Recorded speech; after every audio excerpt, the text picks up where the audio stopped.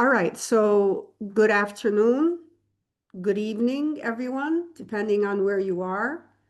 I am Tahrir Hamdi, and I'd like to welcome you to our Zoom meeting titled Writing Palestine, Voices of Resistance, with one of the most powerful Palestinian voices in the world of culture, literature, and activism. We are honored to be joined today by Susan Abulhawa, a Palestinian-American intellectual, novelist, and activist whose work has powerfully shaped the global literary and political discourse on Palestine. Before we begin our conversation with Suzanne, a brief word about us. We are the Academic Action Network for Palestine, ActforPal. ActforPal was founded by Palestinian academics both in Palestine and in exile. Our mission is to build a grassroots academic movement rooted in unwavering principles of anti-colonialism and anti-racism. We seek to collaborate with academic colleagues across borders to create a steadfast academic community that actively confronts the systemic barriers imposed by Israeli settler colonialism and apartheid on Palestinian academic institutions. Our vision is a future where a borderless grassroots academic movement works alongside Palestinian academics to confront and dismantle settler colonialism, racism, and oppression in Palestine and beyond. We are truly honored to be hosting this meeting with the brilliant Susan Abulhawa. Suzanne's life and writing are profoundly shaped by her family's displacement from their indigenous Palestine, but also by her sumud, resistance and resilience.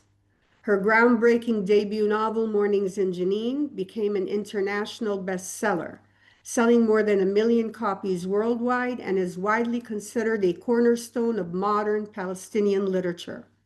Suzanne has since published The Blue Between Sky and Water, Against the Loveless World, and a poetry collection titled My Voice Saw the Wind. And I hear also from Suzanne that she has a new novel coming out soon.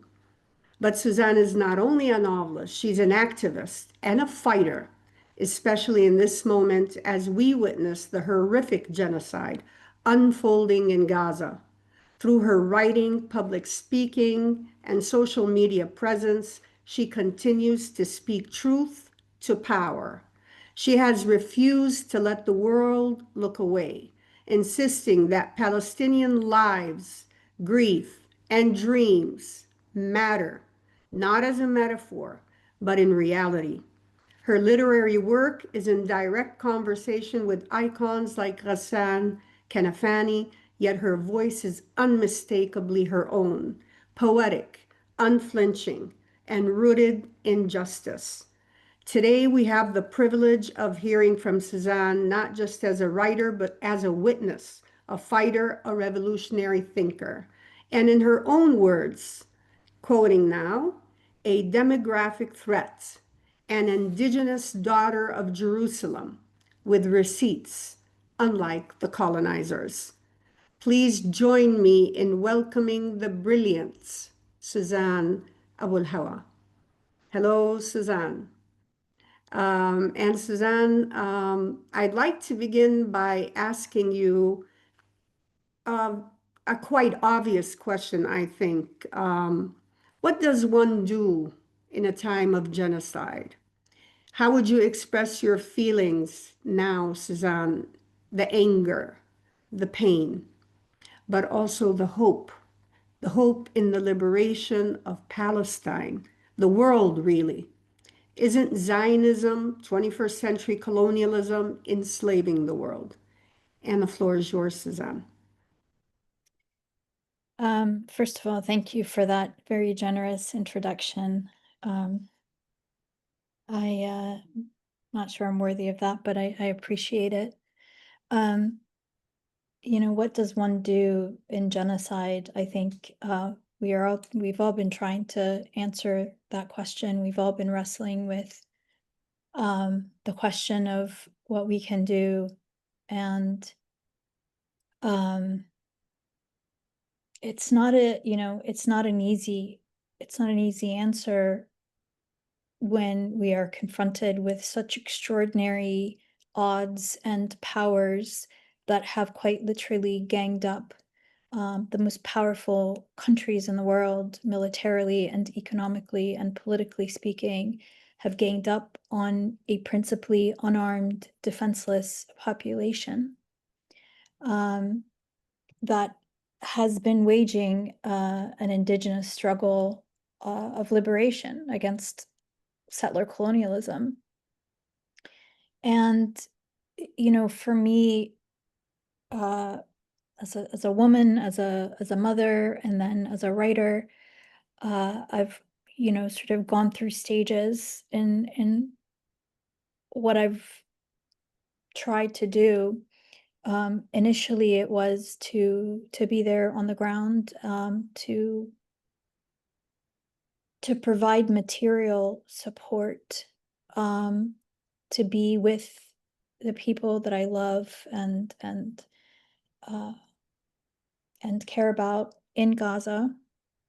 And I feel privileged that I was able to get in twice into Gaza, and my plan had been to go back a third time, but then they took over the Mabar. So there's an element, there's the actual physical and material support um, that I think people should engage in. We are currently running 2 schools for children there, providing nutritional support as however available, and psychological support as well, however we can. And it's for about close to 500 students. But of course, there has to be um, layers and layers of how we react to this moment. And ultimately, as a writer, I felt that, one of the things I could do when I was in Gaza was to empower Palestinian writers or emerging writers, established or just beginning, to tell their own stories. And I'm really grateful that I had the opportunity to hold writing workshops in Gaza. And we're going to publish soon an anthology of their writings and stories of their own lived experiences, because I feel strongly that Palestinians in Gaza should be the ones who narrate this moment in history. And I'm keen for that to happen, because as we know, there are a lot of people who like to speak for Palestinians, who like to interpret our lives uh, and be the spokespeople of our reality and our dispossession. I mean, we see it now, even at the UN, with France and other European powers sort of negotiating our fate and what our political reality is going to look like. Of course, they're just sitting around talking about this with other Arab leaders, they say. Um, so it's this, has been this sort of systematic stripping of agency for Palestinians, and I think it is, part of our resistance, again, like how do we react, is to reclaim that agency and insist upon it, um, and be the narrators of our own story, of our own history, and the architects of our fate as well. That's very beautiful, deep, and I can feel the pain in your voice even when you're talking, Suzanne. Um, do you feel there is a lot of people are losing hope? You talked about agency. Do you have hope? Do you maintain hope? Oh, absolutely. Hmm. Yeah, yeah. I think losing hope is the biggest betrayal. I think it's a betrayal of it's a betrayal of our ancestors, and it's a betrayal of our children. Mhm. So, you know, keeping hope itself is an act of resistance. It's an act of revolutionary defiance. And it's not something that I even have to work at. I absolutely have hope because um and I'll tell you, you know, where I get my inspiration also. In part, you know, if you think about the resistance, the fighters themselves, who face unbelievable odds. Mhm. They are holed up underground, hungry, thirsty. Their families have been murdered. They have lost everything, and they're still fighting.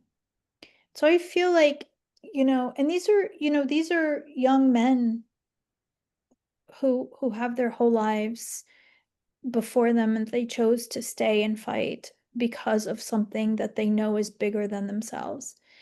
And they tell us that the what they are fighting is an incomprehensible evil, and they also tell us that it's paper thin Mhm. ultimately, and I believe them.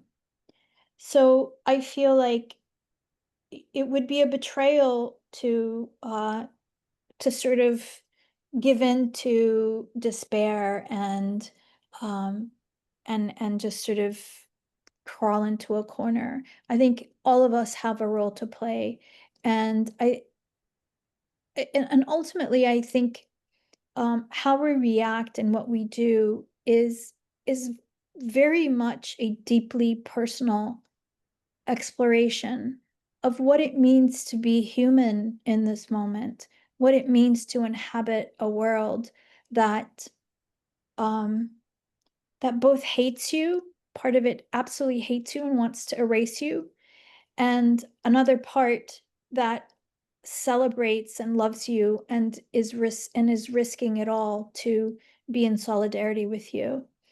Those are that is the polarity of the world today. Mhm.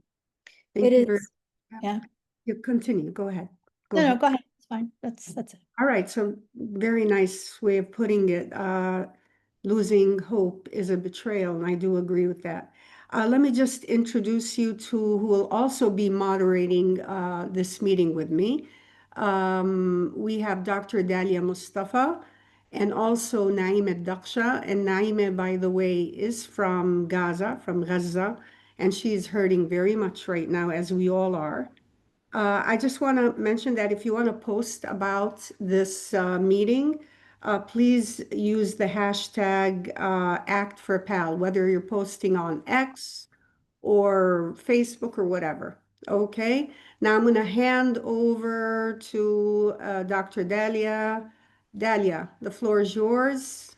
Yes, ma'am. Thank you so much. We are truly delighted, Suzanne, to have you with us tonight. Your novels are so inspiring, and I've enjoyed reading them immensely. So I'm going to start with a question from the novel The Blue Between Sky and Water. We read the narrative predominantly through Khalid's voice, the child narrator. Later on in the novel, he's the only remaining male character in what has now become a matriarchal home in Gaza, with his grandmother Nazmiye, his mother Alwan, his younger sister Rachel, and also with Noor and the beekeeper's widow living there. A beautiful matriarchal home that where the women um, support each other and love each other. He is injured, Khalid is injured and unable to speak, but his mind is so awake and alert to everything around him. This is quite a fascinating and sensitive representation, and I wonder why you have opted for this literary strategy by situating Khalid as the main narrator. So Khalid is well, the main narration is actually through a third person omnipotent sort of voice, but you're right, Khalid is the only first person narrator. among the characters. And in part, you know, he is the only male. There are other, you know, male characters, but they are tangential throughout the book, even early on. And it is very much you know, the world of women, a world of women, and it sort of reflects my own upbringing. You know, we have men in our family, but I come from a family of where the women were really the most forceful personalities around me, you know, starting with my grandmother and all my aunts and my mother and you know, the neighbors and the other aunties, you know, my aunties. uh so it's sort of, you know, my own writing is kind of shaped by my background, and I was immersed. It was a privilege to be immersed in that world of women. But Khalid is kind of, you're right, he's injured, and the women care for him and they dote on him and he's aware of it. But Khalid's, to me, his personality, and I don't know if you noticed this or not, but it kind of evolved. He's very much rooted in the material world initially. But the longer he remains in this state that he's in, of locked-in syndrome, the more spiritual and ethereal and sort of the more nebulous his presence becomes, and it sort of, you know, it fuses into the or rather it diffuses into a realm that is beyond what most of us, a realm beyond the material realm, let me just say that. Yes, true.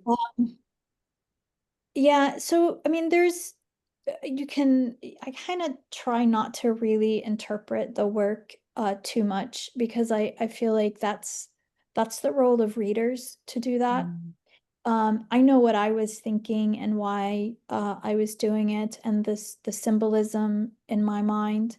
But I don't like to put that out there, because I feel like it's an imposition on the imagination of readers. Uh, because I think readers, you know, we always kind of we always think that, okay, once a book is published, it's done, it's out there. But I think that's just the beginning of a book's life. A book's presence in the world is defined by the readers and what they bring to it, how they interpret it, what they say about it, how it makes them feel, what they imagine because of it, if it inspires them, if it makes them hate things, you know, whatever. Um, so so yeah, like I generally like to kind of not comment too much on the embedded things, at least that were in my mind, and because I also learn from readers. Like sometimes, you know, I've listened to what people have said to me, and it's something I didn't see, but then I start to see it through a reader's eyes, and I can see something, you know. Yeah, absolutely. I just thought it's a really special and original representation of the home, and Khalid there with his strong presence. And it been very inspiring for me as a reader. Yeah. Thank you, Dalia. So I'll hand over to Naima.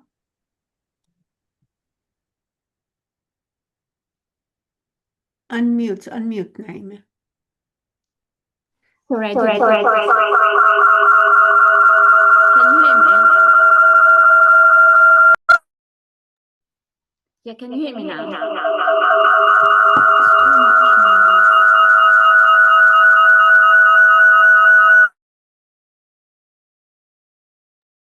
I'm sorry, Naima, I muted you because there was an echo. If you can try again. If you have another, if this is open on another device, sometimes. Yeah, this could be the reason. Now it looks good. Go ahead. 1 second. Yeah, can you hear me now? Yes? Yeah. It's my bad. I logged in twice. I just noticed that. So I have a lot of questions. They came up as you were talking. I just want to focus on the major ones. You said Palestinians in Gaza should be the ones that narrate the story. Here you talk about reclaiming agency. You reminded me of what Spivak said in her essay, Can the Subaltern Speak? She says, if you want to increase the subalternity of the subaltern, speak on their behalf. As a Palestinian, not from Gaza, but Palestinian, writing novels and representing the Palestinians in literature and activism and so on and so forth, how do you strike balance between making sure that the Palestinians are not becoming more subaltern by having someone else, someone from Palestine, but not from Gaza? This is like a very important point. You're representing the Palestinians, and at the same time, you want them to represent themselves in Gaza. Where do you stand in this, if that makes sense? Yeah, so I first of all, when I write Palestinian stories, I'm not writing about someone else. Not these are this is my heritage, it's my family, it's my history, it's a wound that we all share. It's a common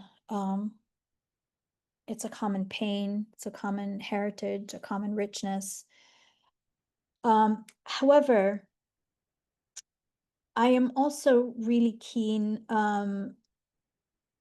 to, I believe in, I don't believe that literature is a free-for-all where everybody can write about whatever they want, because I think there have to be ethical lines. For example, and ultimately it's not just about ethical lines, it's also about like aesthetic and literary lines, because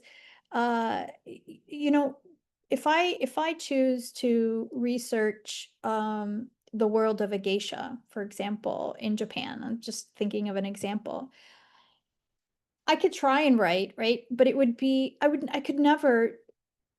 know that I could never truly capture it because it's not a culture that I grew up in. I can study it all I want. I can even learn the language, but I will never hold that culture in my viscera, in my blood. And I will never truly comprehend the full nuances of what it's like to grow up in such a milieu, right? So, those are kind of, you know, uh, just legitimacy issues of a writer.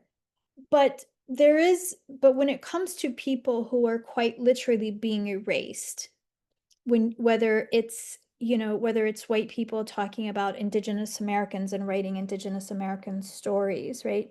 There's another layer of violence in that. It's a layer of colonialism. It's occupying people's memory, interpreting their lives when you have no right to interpret their lives. You have no real access to that history. You do not feel their pain. You can never fully comprehend their pain because you have not lived it. You have not watched your parents live it. So I think those are the ethical lines. However, when I say that I want Palestinians in Gaza to narrate this moment, I think that's really important because they should be empowered to do that, and I think their voices should be at the forefront. It doesn't mean that no other Palestinian can write about them.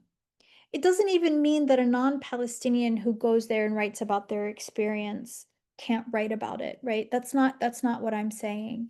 But I am saying that Palestinian voices in Gaza who have lived this should be at the forefront. There's a lot of, internal politics around that. I mean, there have been some Palestinians who were there in Gaza and then they left early on and have written books, and they get criticized by the people who are still there. I mean, we know that, and this is a lot of pain talking. People are in pain. They're in incredible pain. But I think that, it's messy, and it's always going to be messy. It's emotionally messy, it's politically messy, but at the end of the day, I want to I want to empower and promote storytellers within Gaza and the cultural workers who were there, not just the storytellers, the musicians and the dancers and the artists. And I try to use whatever platform I have to push those and promote those. Yeah, perfect. Thank you so much. I have another question. Shall I ask now or back to you, Tahrir? Go ahead, Naima. From what you just said, you're talking about, writing and literary production and so on. My question could sound a bit more into literary theory, but I would like to hear from you on, when somebody reads your work, how do you prefer them, or not out of being of having any, sorry. So we have the four major elements of reading literature: linking the text to the writer, which is something that you've been talking about since you started, the text to the reader. This sounds like something that you prefer, because you said a book's life emerges or starts when the reader reads it. And then we have the expressive one, expressive imitate, the one that Okay. the mimetic one, the one that links the text to the world. And then you have the most postmodernist one, the one that, that's open to the reader to interpret it the way they like. What's your most preferred method? How do you like your readers to read your work? If you had the chance to decide? If you have the chance to decide, oh my God. Yeah. I mean, I think I understand what you're saying, although, I think you know a whole lot more than I do about in the field of literary theory and so forth, and literary criticism. I actually, that's not something I delve in or that I even pay attention to, and maybe that's terrible to say, but as a matter of fact, I will admit also that even I'm a biologist by training, right? I went into medicine like every good Palestinian girl, just because the only professions in the world, according to Arab parents, are doctors and engineers. So I went that path, and I never studied literature. And I kind of liken my writing to the musician who learns to play an instrument or learns to play music by sound and never learns to read music. But they can play an instrument or they can play music quite well without reading it. And that's how I am as a writer. I never really studied it. Sometimes I hear fellow writers talk about literary devices and things like that. And I have no idea what they're talking about. But I have learned from them, over time. So I preface my answer with that. But in terms of how I would like readers to approach my stories, I will reiterate that I would never ever presume to tell anybody how to read my books. I think, it's important for people to, when you read something, um, that's your experience, and you get to decide. You get to decide what your experience is going to be. Um, and again, like I said, it's kind of it's part of the book's lifespan. It completes a book's journey whenever a reader closes it and reflects on it and interprets it and so forth. And I will also say that for me, as a writer, I mean, I don't always sort of read the reviews and stuff, but sometimes I do. and I certainly read letters that readers send to me. And it's always been interesting to see what people bring their biases and their own backgrounds to interpretation. So, for example, with Mornings in Janine, Jewish people always or kind of have comment on the character of Ari, and the early Palestine-Israel relationship with the Palestinian characters. And um, I mean, that's just an example. And then Palestine, it's just people have their own background, their own biases and their own baggage and so forth. And it's interesting to me how they find what they hone in on in the stories, and what they identify with and how they interpret things.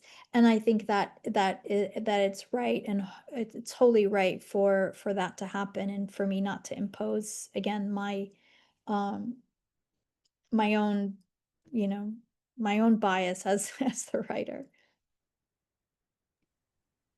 Okay, Naima, do you want me to take the floor now?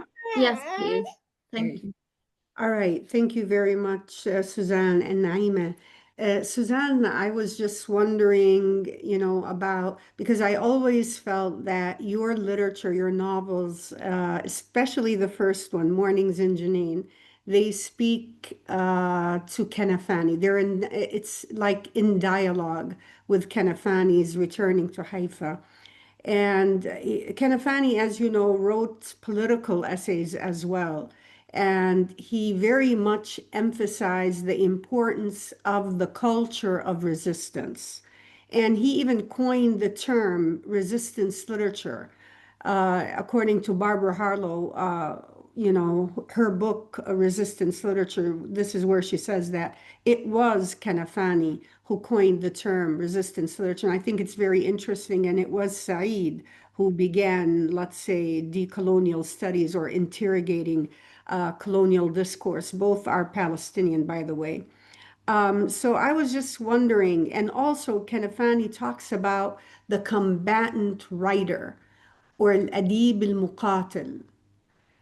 Is Suzanne al-adib al-muqatil, is she a combatant writer? And you think as a Palestinian, you have to be in combat in terms of writing even like a fighting literature, if we are going to talk about even Frantz Fanon. And connected sort of to that question, Suzanne, is do you think that literature has an effect? Does it have an impact? Does it have influence over the way people think? Does literature make anything happen? So that's a great question, the impact of literature. And let me just I will answer the first part first. I whether I am a diba muqatile or not, a combatant writer, or not, is I guess I will leave that to others to decide, or to history to define. I'm not so interested um in labeling myself, or telling people what I am, or I'm a storyteller. I am a Palestinian. I uh I am a proud member of the resistance, a proud rooter of the resistance in all its forms, from armed resistance to unarmed resistance to cultural resistance, and yeah. So how people choose to define me, or label me, or whatever, is ultimately not. It's beyond my. It's not just beyond my control, it's just beyond my interest, to be honest. Um, in terms of literature's impact, I, uh, to me, literature, and art, and the totality of a cultural landscape is kind of human sustenance in a way. It's just as important as water and nutrition. Food sustains our body, but I think culture and heritage are the sustenance of our emotional, cultural, social world. It is the stuff of our identity. It's the stuff of our presence in the world. It is and it's not just for Palestinians. I mean, any society is really nothing without their stories, without their heritage, without their colors and their fabrics and their dance. And I mean, these are the things that define people, right? I mean, just as its lack defines people, right? And so it becomes immensely more important when you come from a people whose existence is denied and who are actively being erased. So culture becomes an insistence on one's presence. It becomes a reclamation of one's identity, a reclamation of one's history, of one's ancestors. I often describe our stories as such collectively. When you think of an individual who suddenly who gets Alzheimer's and they suddenly can't remember who they are or who's around them, that person in essence has lost their stories. And so what you have is a physical being that is hollow and empty and kind of a shell. Mhm. And it works collectively as well. If you are a collective who have either been robbed of your stories and your history and your past, or you have willingly relinquished that, then you likewise become a kind of a physical shell of nothing. We are our stories. I believe that fully. We are everything that was forged before us, and we fill in our part of that unbroken link from our ancestors to our children.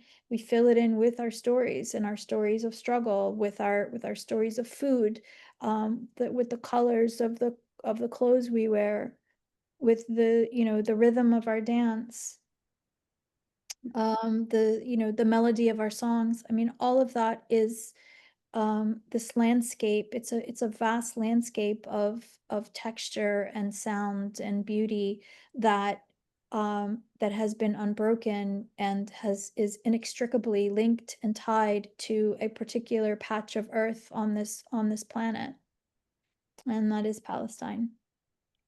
Very beautifully said, Suzanne. Very beautiful. In fact, Kanafani said something quite similar when he said that culture is just as important as the armed struggle. Cultural resistance is just as important as armed resistance, if not even more important.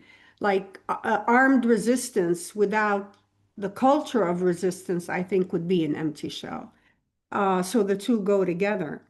And also the awareness thing, I think, is very important. The culture of resistance helps keep, awareness, the awareness of our situation alive. Susan, yeah, go ahead. If I may just interject on that, I think, I do diverge a little bit with Kanafani on this, in that I think we, our stories, our cultural productions are not just about resistance, because I think when we say that, it's sort of like it makes it ties this vast and ancient heritage that precedes Israel by millennia. It ties it to them in a way, and I don't think we are yes, we are mired and preoccupied in this moment of resistance because we are being erased and we are being colonized. And so if it is natural that we produce in sometimes in reaction to that. But that is not the totality of who we are. And so our cultural productions, while they in the moment become an act of resistance, whether we intend them to be or not, simply because anything, you know, our breath is an act of resistance, whether we intend it to be or not. Anything we do is an act of resistance because any human act, anything that that places us in the world right now, that is trying to, you know, erase us, is an act of resistance. But again, our cultural productions extend far beyond before and long after Israel. And so I hesitate to define Culture. our culture as a resistance culture. That's all. Yes, and even in a social media post, Suzanne, you write, one of the most overlooked and underestimated forms of resistance is memory.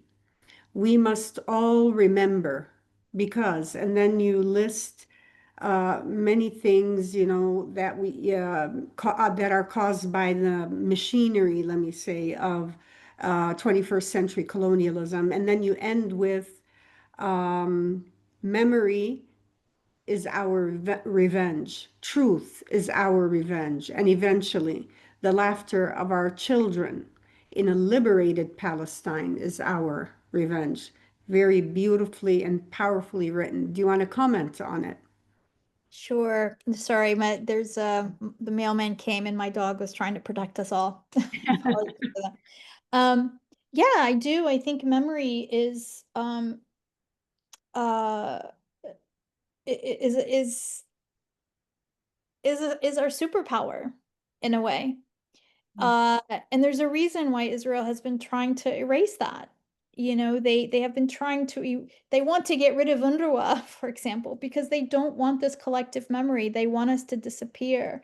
They, you know, Ben Gurion's dream was, or, you know, or his expectation rather, was that the old will die and the young will forget. That's what they thought would happen. And this is a typical colonial arrogance that always underestimates the indigenous attachment to the land and to their ancestors. Um, and so I think it's really important to have an unbroken memory, even as we are being severed from the land itself.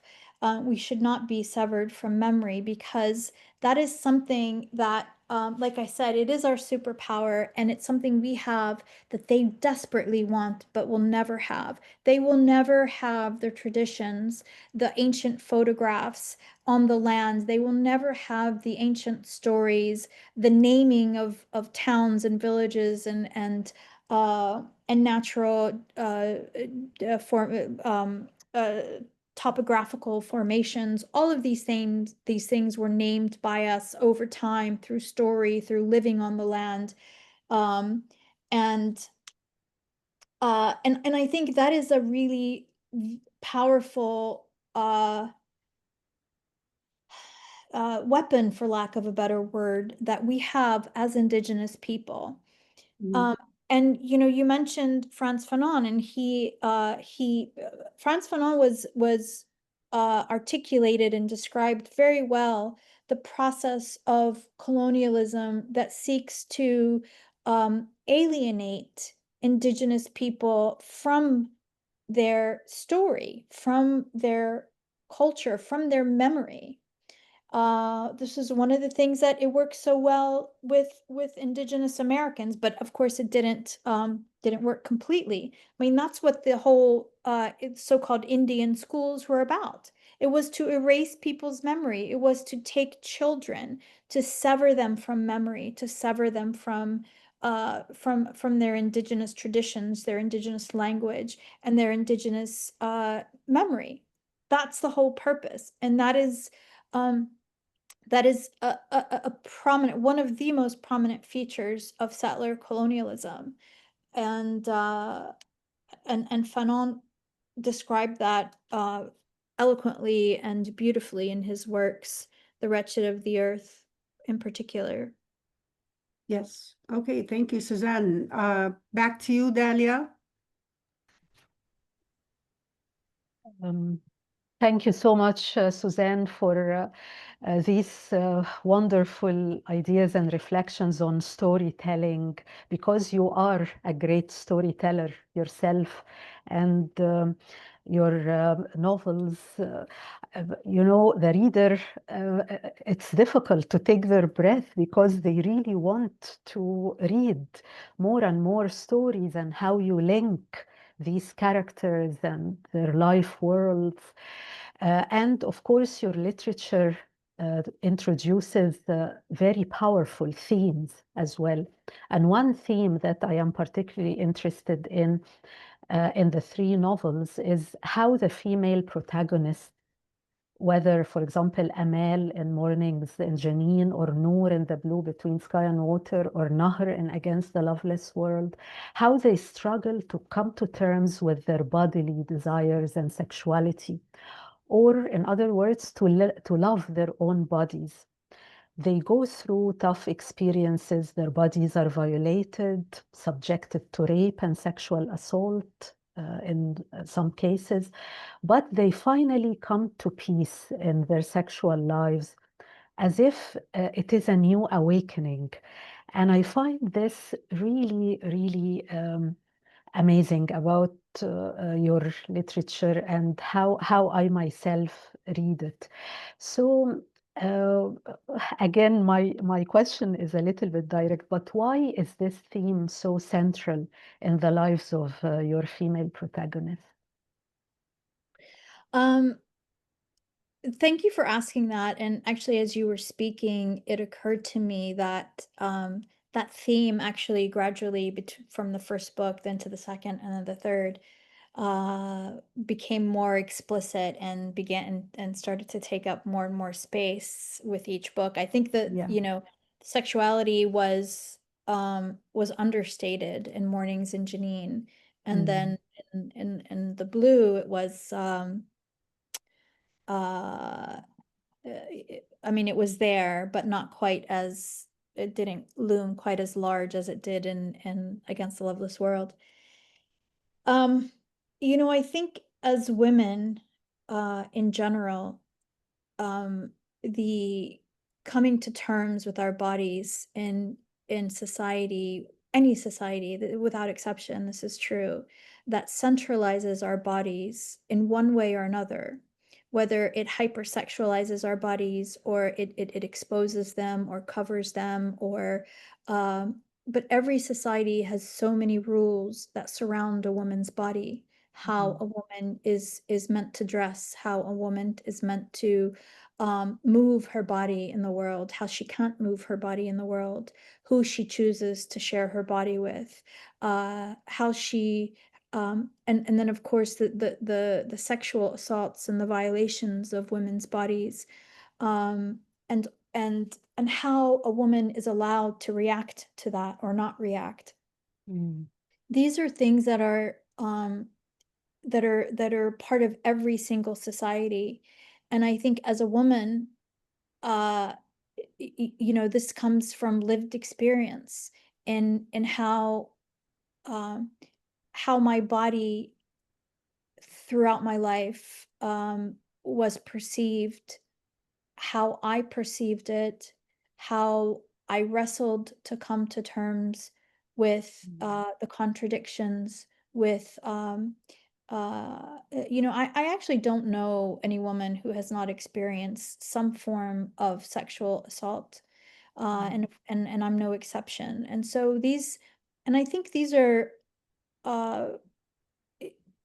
you know, so writing, because most of my protagonists are women, so of course this is going to feature in there, and it's not necessarily central, but it does, you know, it has to be written about as far as I'm concerned. And it's not, it kind of comes naturally in the writing process, because I, you know, I try, to inhabit their world. And when I do inhabit their world, when I inhabit that skin of a character, this is what comes to me, and this is how they end up telling their own story in a way, through my pen or my keyboard. With Against the Loveless World was a bit different because because her because Nahr was a sex worker for a time in her life, I was really this is, by the way, let me just back up and say that this is a story I wanted to write, that I've probably been writing for 20 years in my head. Wow. But I didn't think I was mature enough as a person or as a writer, because I was scared that I would fall into Orientalist traps. Because I write in English, and unfortunately, I wish I could write in Arabic as the original language for my novels, but because I write in English, my first audiences are Westerners. And I'm keenly aware that Western audiences really love to read books that sort of affirm this Orientalist idea that they have about Arab men and Arab women, right? So I do feel loyalty to our men, but I also feel loyalty to reality and the things that happen in every society, right? Not just Arab society. But when it comes to reading stories of Arab women and sexual opportunism or sexual exploitation, Western readers, I suppose, sort of revert to the tropes about Arab men and you know what I mean? Yes. So I was worried about falling into Orientalist traps, and I will say, so I wrote that book with great care. And I had probably more people read it than my other books, precisely for that reason, because I wanted people I love and trust to be honest with me and tell me if this is, it was a tightrope between um, an authentic account of sexual exploitation that also does not inhabit a trope at the same time. Yeah. No, I think it comes across as a really powerful reflection on the character's emotions and feelings about her body and her choices as well, what she has chosen to do and not to. I have one final question, if that's okay. Tahrir, can I ask it now or wait? Or I was, you want to open the floor? yeah, I think, Okay. but All right. keep your question, keep it. All Yeah, right. I'm going to come back to I'm it. really curious now. Okay, go ahead and ask it. Go ahead. It's really, thank you so much. It's really about the mother-daughter relationship in your novels, because I find it another really interesting and powerful theme and thought-provoking in the three novels. I am intrigued by this tension that you create in the relationship between mothers and daughters. Sometimes the daughter is unable to share her deepest feelings with her mother. There are so many contradictions. The relationship falls apart completely, for example, between Noor and her Spanish mother. And I just wonder if you can share with us a few reflections on this area of representation, if you like. Thank you so much.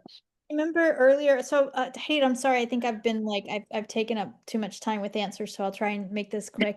But if you remember early on, I said that sometimes I've had people, people who've read my book and observed something, and then I realize it afterward. That was one thing. So with Mornings in Janine, in particular, when some of my friends read it, they said to me, "Do you realize that you did this with the mother-daughter thread that spans the entire length of the book?" And that was not intentional. But you see, like, a writer ultimately deposits parts of their psyche in the work, and I think that is what happened. And in part because that relationship has been the most important relationship in my life. It has been the most damaging and the most healing in different ways. I had a really difficult and a relationship with my own mother. And I tried to fix it with my relationship with my daughter. So it's it's been a significant part of my life. And so that's, I suppose, I have spent a lot of emotional, mental, analytical parts of myself reviewing these relationships, and so I become really well versed in the nuances and understanding and dissecting the nuances and the motivations and the consequences and the cycles and the subconscious triggers and all of those things that come with fraught and complicated relationships. Thank you, Suzanne. You're welcome. Thank you, Suzanne, and thank you, Dalia. And we're going to go to, and we'll come back, Naima, we'll come back to hear your question, but we're going to Rama because Rama is going to be reading some questions from our chat. So Rama, the floor is yours, yeah, Rama. Hi everyone. Yes, we have some questions here in the chat. Let me read. Maybe start with this one.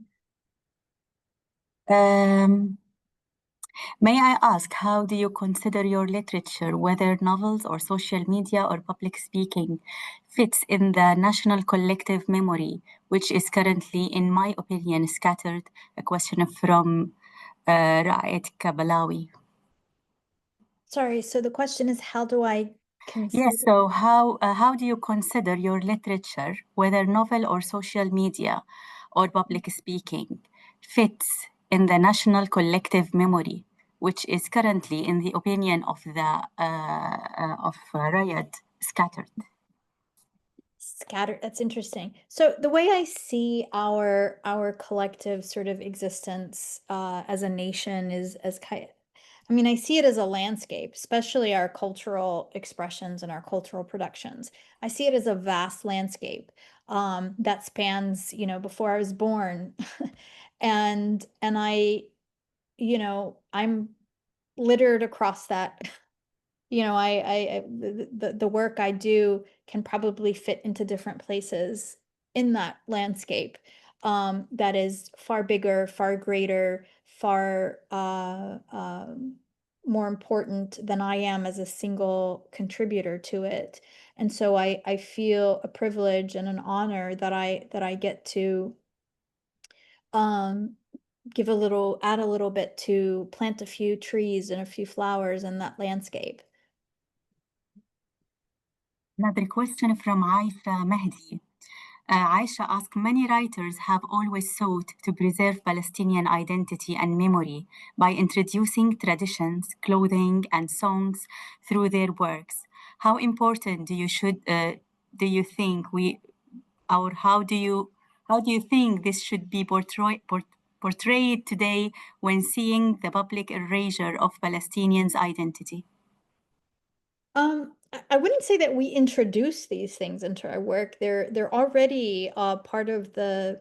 I mean, if you're writing about Palestinians, then you write about what they're wearing, right? And so it's already part of our reality. It's part of our heritage. It's part of. So I'm not introducing anything.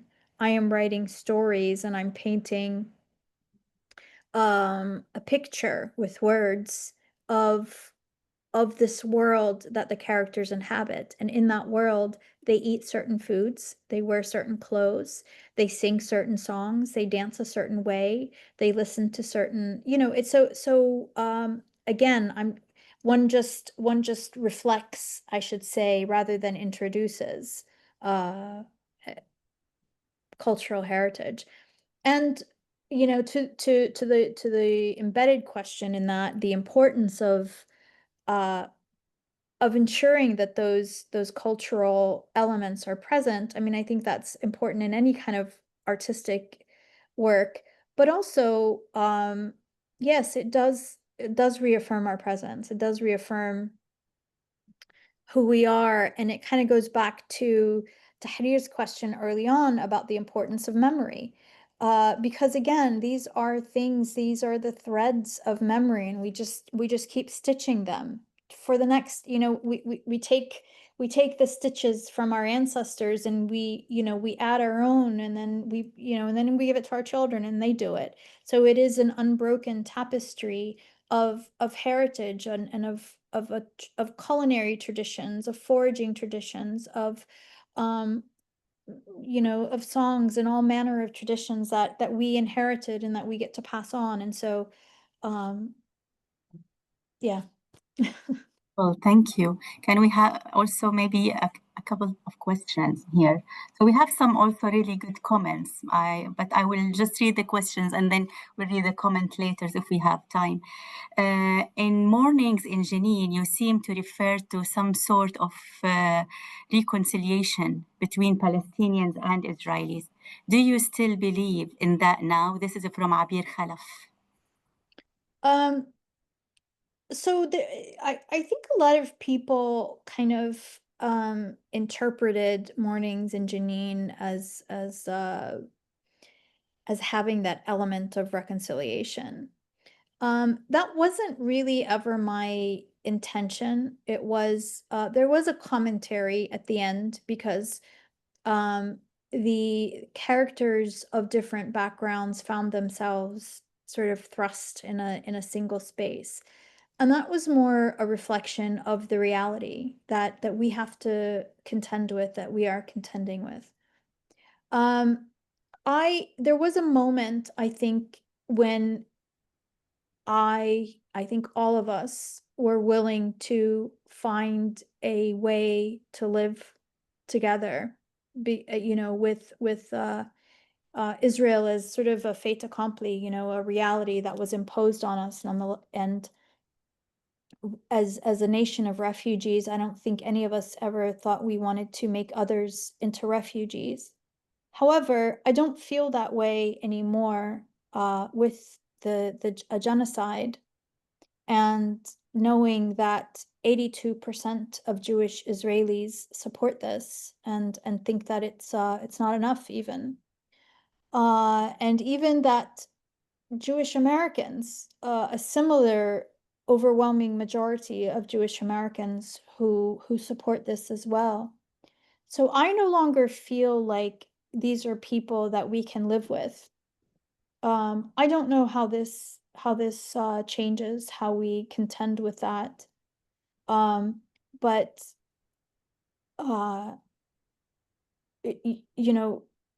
how do you feel about how does one live with people who have been systematically celebrating the most horrific, violent,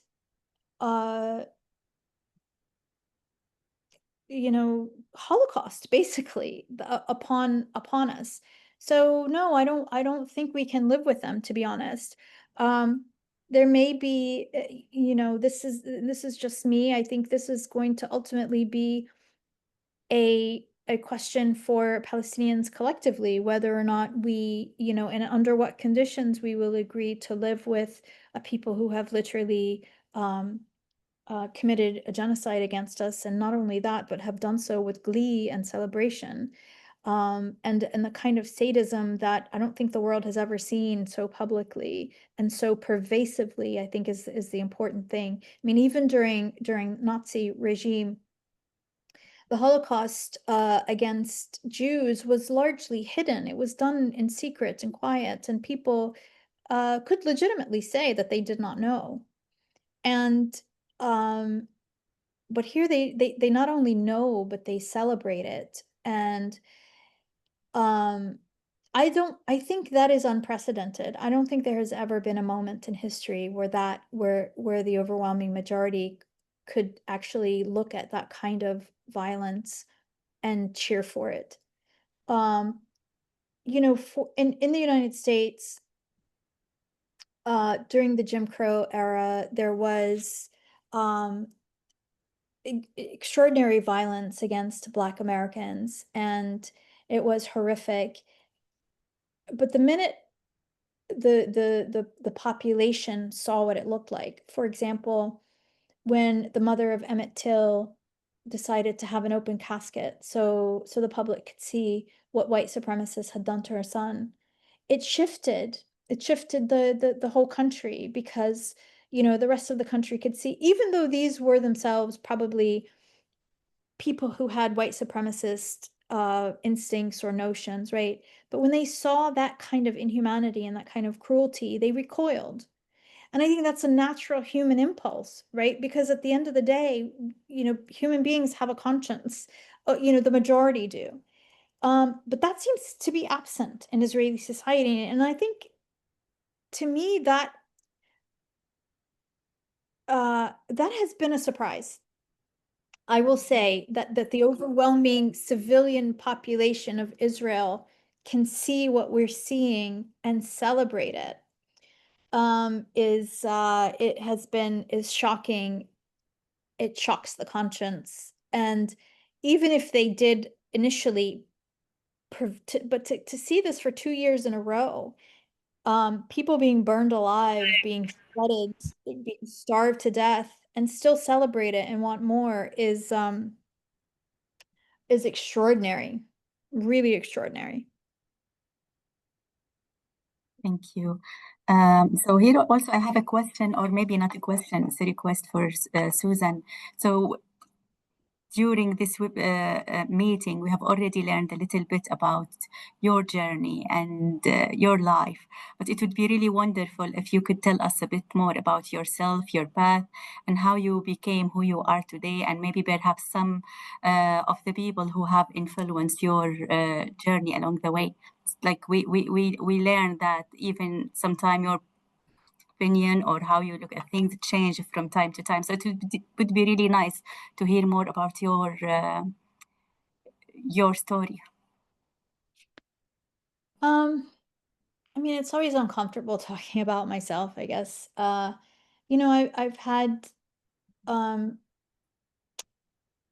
a maybe, I guess I'd say, an atypical life.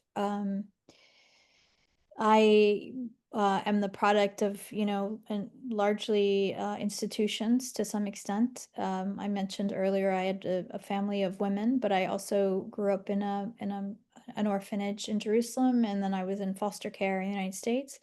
I mean, that stuff it's giving me great fodder for as a writer. But you know, along the way, I would say this, that I met I had the privilege of having really beautiful people come into my life who believed in me, who loved me. And I think that probably was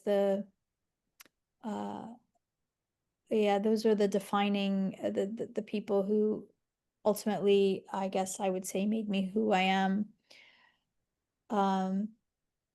Politically, of course, you know, I matured on the works of Frantz Fanon, Edward Said, Howard Zinn. You know, I am a voracious reader of history, and here's this is what I'm reading now. So, so Ilan Pape's next book, and I love to read historic accounts, because it has allowed me actually to really see the patterns and how basically everything we're taught is a lie. Everything that is in the popular domain about historic events has been a lie, at least in the Western sphere. So I think I am indebted to all the historians who really interrogate history, and put it into coherent and cogent narratives.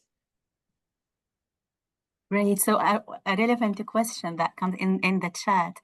Have you ever considered writing an autobiography about your life, specifically that, or especially because of the Palestinian component? So it seems someone trying to convince you as well to write an autobiography. This question Actually, is from everybody who knows me has said that same thing to me, and it feels like such a writing an autobiography feels like such a self-indulgent kind of almost narcissistic kind of enterprise and project, and I don't know, I probably never will, but I will say that I have put a lot of my own stories in my novels, like in Mornings in Janine, the chapter on the orphanage. I mean, that's autobiographical for the most part. Some of the, my experience in foster care can be found in The Blue Between Sky and Water. And so I do put, elements of myself in my stories,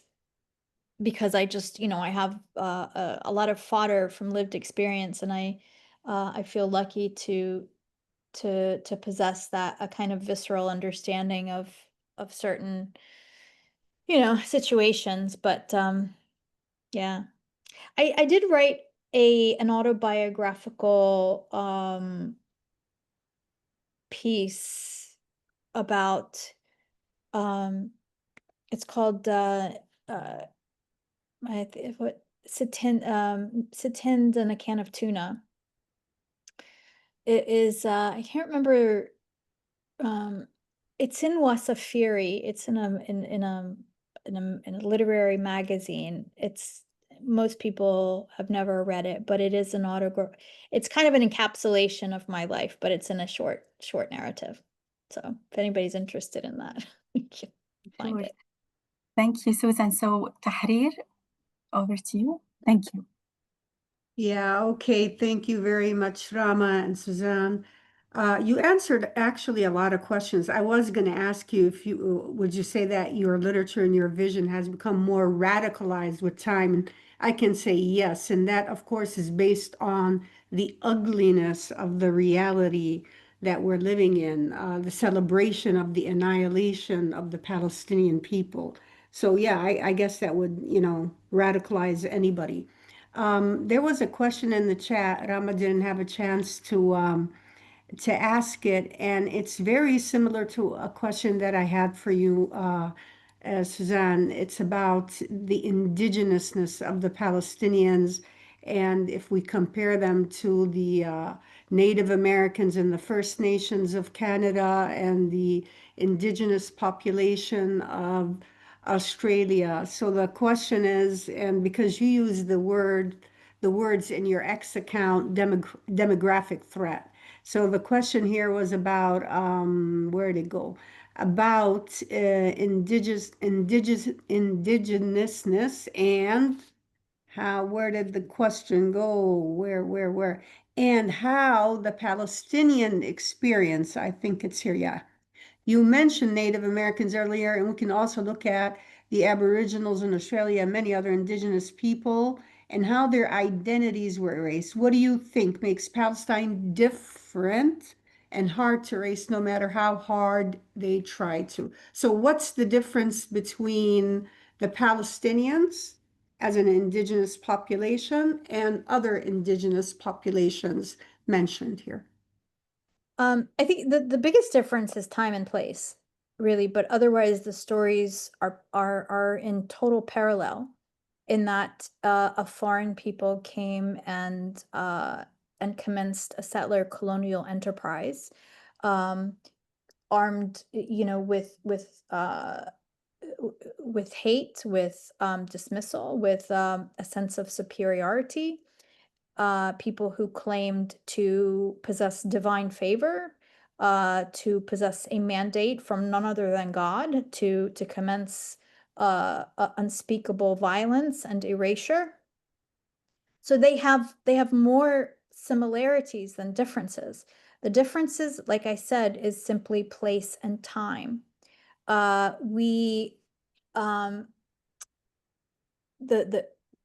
Israel, the Zionists, decided to set up their colony in a place that was surrounded overwhelmingly by a population, by indigenous populations, right, in the region.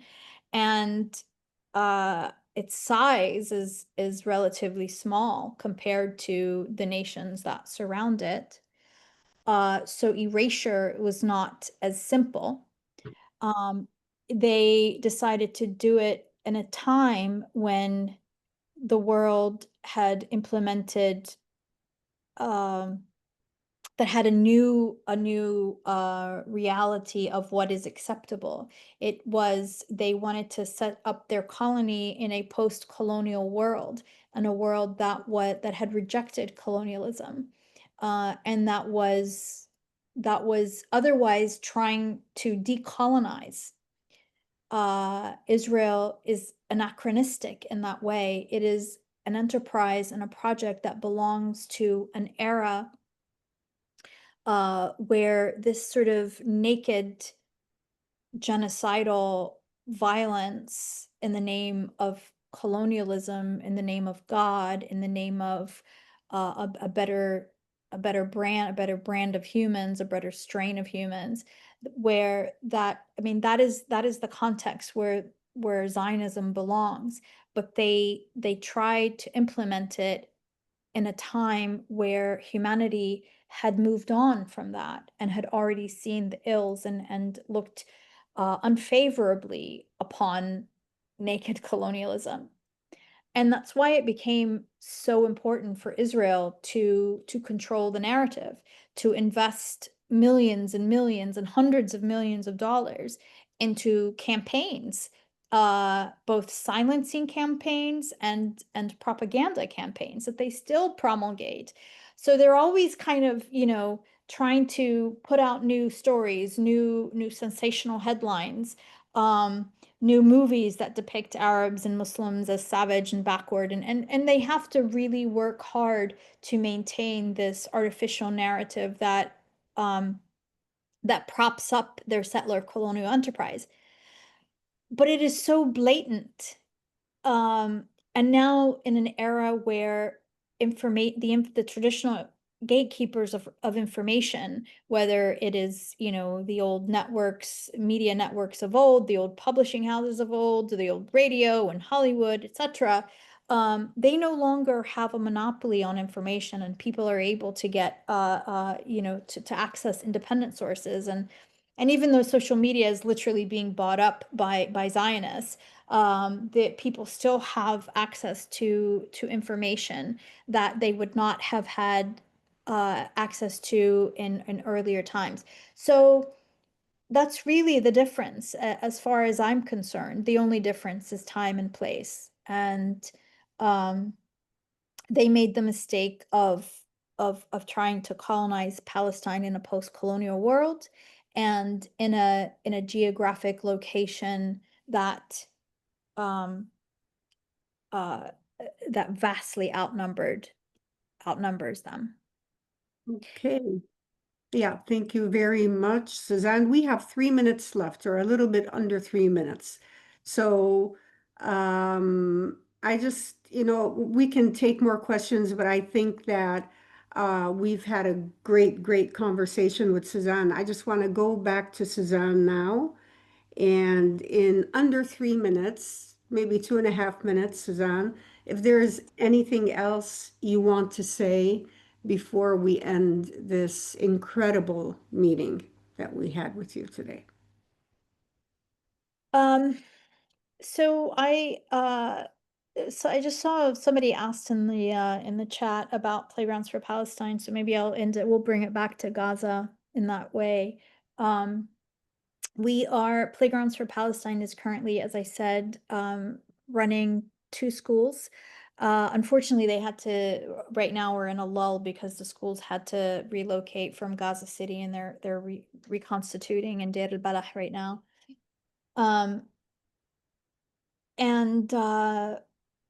Yeah, so we are, that's what Playgrounds for Palestine is doing, and we are grateful for any support. You can follow us on social media to get the latest updates. And again, we're all volunteers. We don't have any full-time or even part-time salaried people who run the organization. So we are, we're not as great at marketing, but we're starting to put more and more of the, the videos and stuff that we're getting from the ground. Mhm. Yeah. Okay, 1 minute left, or even under 1 minute. Suzanne, we just want to thank you very much for this wonderful conversation. We learned so much. And by the way, even your conversation is poetic. The way you speak, it's amazing. I think I speak for everybody here when I say, it's been so exciting to listen to you. You're such a great novelist, writer, thinker, intellectual. I know you don't like to hear these things, but you're going to sit through it. You're wonderful. You're brilliant. We love you. And that's about it. If there's just like one last word anybody wants to say, and because we're going to end it right now, sort of. Everybody's putting hearts Thank up. you. I can just thank you all for being here. This was a lovely conversation. Yeah, it's appreciated. All right. Thank you very much. Thank you all for coming. We love you all. Thank you. Thank you, Susan. Bye. Okay.